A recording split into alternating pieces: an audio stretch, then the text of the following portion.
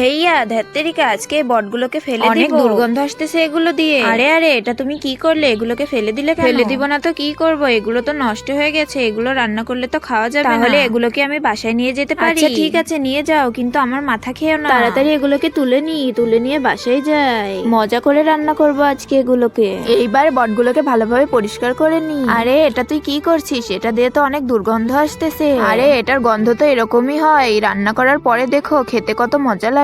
তোমার রান্না তুমিই খাও, আমরা চললাম। বন্ধুরা, তোমরা যদি আপেল খেয়ে থাকো তাহলে ভিডিওতে একটি লাইক দিবে, আর যদি চকলেট খেয়ে থাকো তাহলে চ্যানেলটিকে সাবস্ক্রাইব করবে। আর তুমি কোন ক্লাসে পড়ো কমেন্ট করে জানিও।